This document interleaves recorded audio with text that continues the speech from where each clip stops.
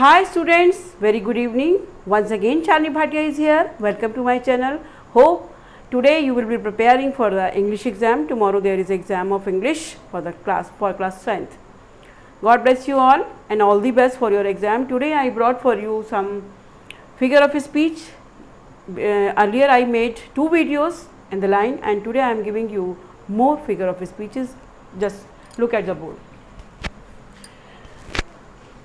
There is onomatopoeia. Onomatopoeia, what is the meaning of that? Sound. इसमें जो words होते हैं, the sound suggests its sense और meaning. जो भी word होगा उसकी जो sound होगी उसको जैसे आप बोलेंगे है ना, वो ही उसका meaning suggest करती है. For example, the snake hisses in the bush. bush में जो है snake hiss उसकी snake की जो आवाज़ होती है वो hiss की आवाज़ होती है, तो वो suggest करती है, ये word खुद ही suggest करता है ना. तो that's Y here is ओनोमेटोपोइया.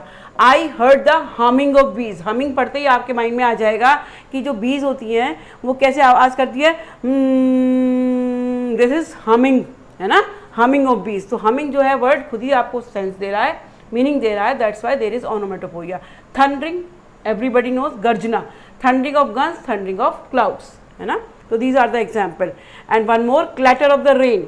Clatter का मतलब होता है तड़ की जो आवाज़ होती है, जो रेन से जो शोर होता है, that is called clatter, clatter of rain.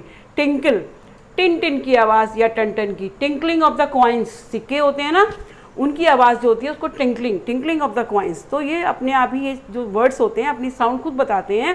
Quack quack, you are aware, sound of duck. Moo of the cows, cows कैसे बोलती है, मॉ है ना, ये आवाज़ निकालती हैं. टिक टॉक पता है, एवरीबडी नोज कि क्लॉक की आवाज़ होती है. And in this way, these are all the example of onomatopoeia. Onomatopoeia में जहाँ भी आपको इस तरह के words मिले तो आप definitely you can write that there is onomatopoeia है ना. words खुद ही बताते हैं sound को. Next is hyperbole. It is not hyperbole. Very first I want to tell you the pronunciation of this word. You can search on the net. hyperbole है ना, गलत बोलते हैं जो हाइपरबोल बोलते हैं. It means exaggeration of statement. किसी भी बात को इतना बढ़ा चढ़ा कर कह देना कि वो अनबिलीवेबल हो जाए है ना. हाइपरबोली जैसे बहुत ज़्यादा मतलब बढ़ा चढ़ा कर बोल देना कि उसके आंसुओं से तो समुंदर ही भर गया है ना. तो दिस इज एक्सजरेशन. आंसुओं से तो समुंदर भरता ही नहीं है ना. So examples are here. Belinda smiled and world was gay. Belinda ने हंसी, वो स्माइल किया और पूरा वर्ल्ड जो है वो खुश हो गया, हैप्पी हो गया. तो इट मीन्स कि एक इंसान के हंसने से पूरा वर्ल्ड तो खुश नहीं हो सकता. देयर इज एक्सजरेशन, हाइपरबोली है ना.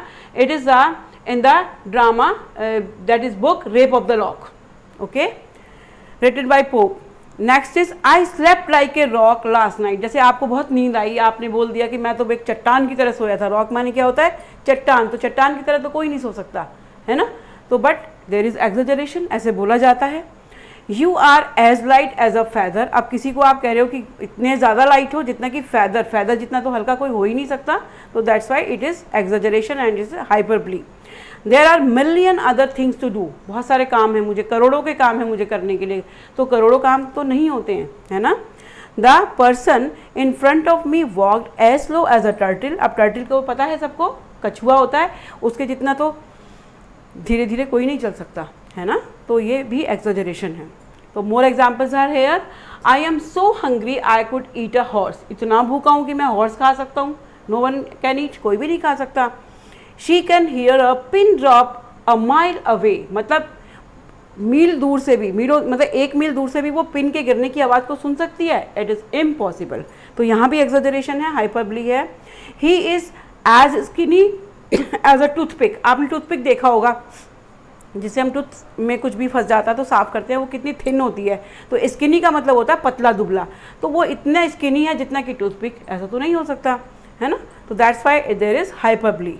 आई walked a million miles to get here. मतलब मैं यहाँ पर आने के लिए करोड़ों मील्स चला. तो that is also exaggeration there is. तो these are the 2 figure of speech and the third last one is today's in the video. Third one is antithesis, opposite, contrasted ideas. मतलब 2 अपोजिट आइडियाज़ को एक साथ रखना, that is antithesis. God made the, ये example है, God made the country. God ने बनाया country को और मैन मेड दी टाउन. तो बिल्कुल अपोजिट. कंट्रास्ट में है to err is human to forgive divine, है ना, गलतियां करना जो है इंसान का काम है और माफ़ करना, देखिए एरर और फॉरगिव अपोजिट हैं।